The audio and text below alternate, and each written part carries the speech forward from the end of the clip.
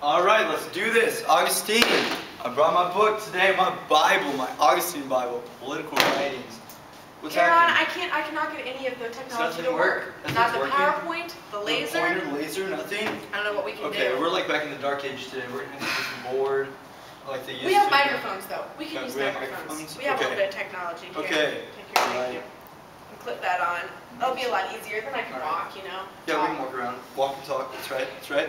Alrighty, today we're talking about Augustine. Who's excited? I'm excited. Woo! Alright, bear with me. My voice is a little messed up. I've been chasing my kids around all Thanksgiving.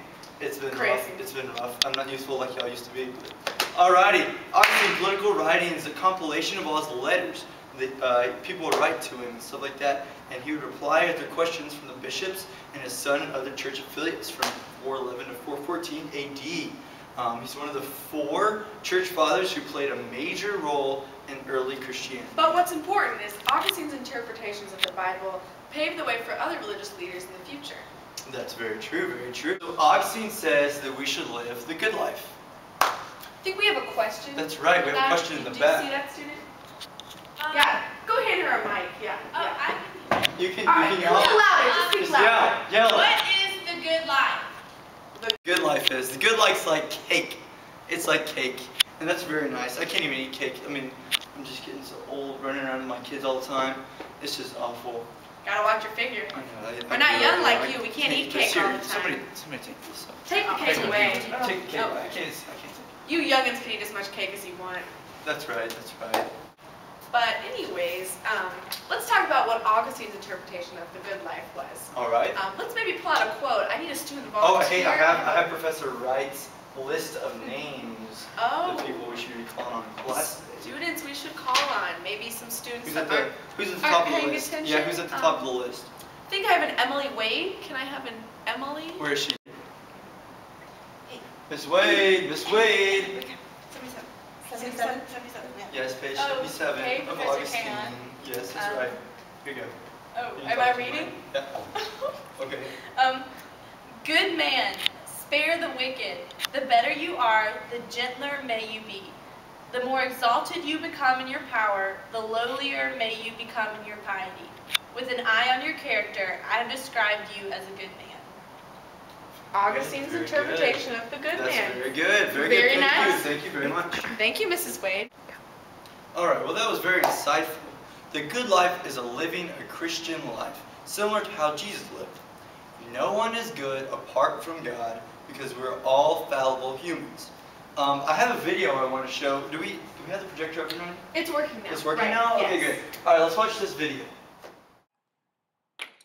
Here we see in Augustine's words in reference to what Jesus said. The example, if any of you is without sin, let him be the first to cast a stone.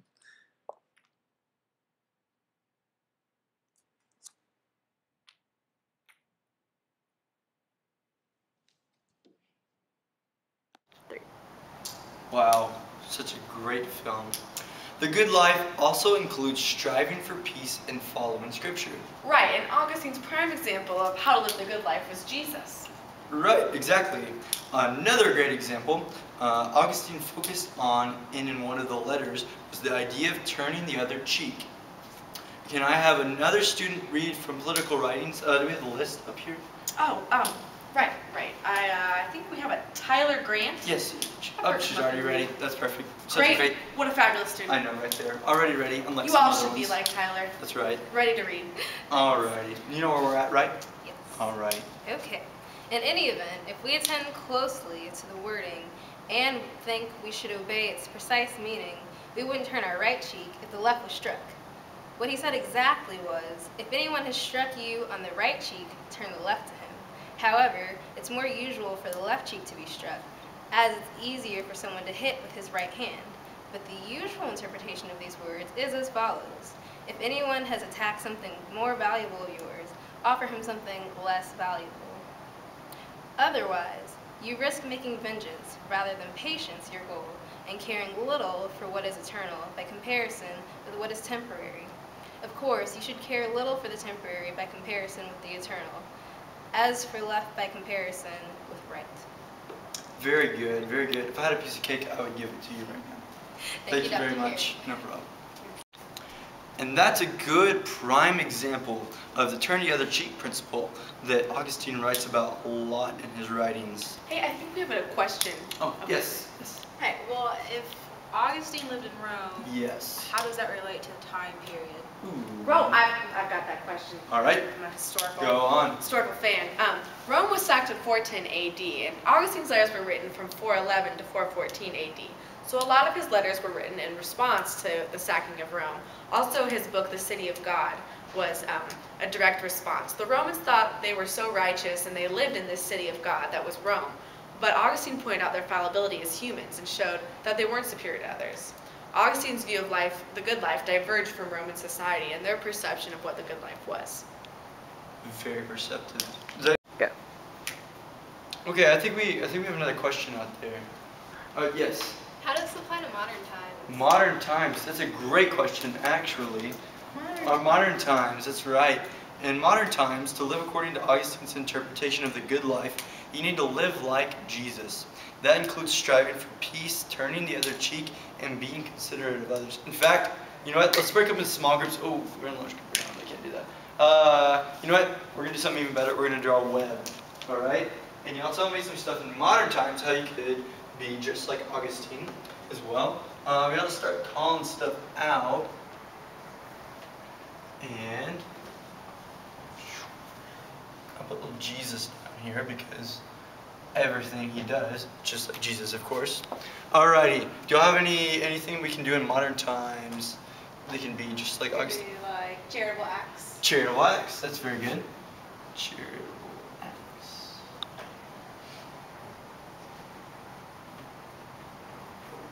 Alright. We need to put God first. Put God first, very good, very good.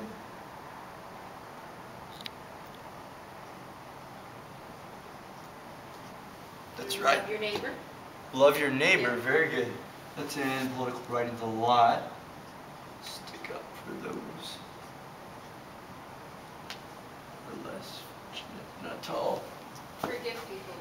Forgive Who people wronged you. who wronged you. Very good, very good. Hey, turn your cell phones off. I don't want to hear any of this. This is important stuff.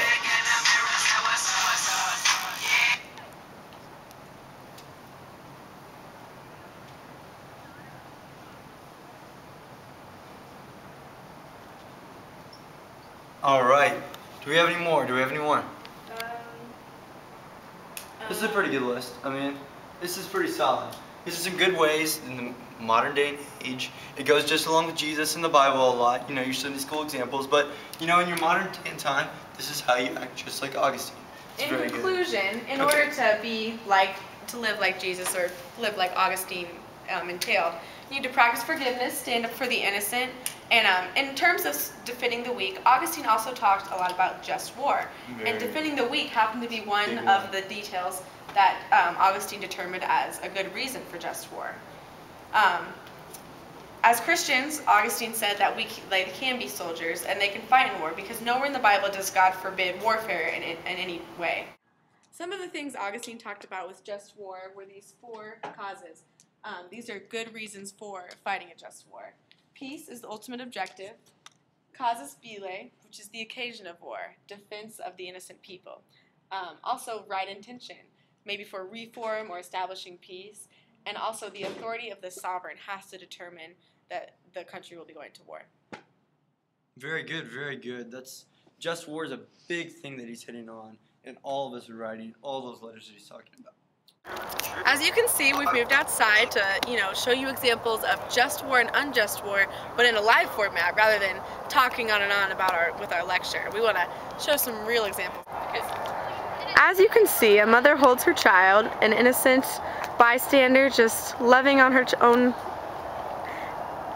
and then an enemy walks by and sees the innocent so vulnerable and attacks her for no reason. And in this example of just war,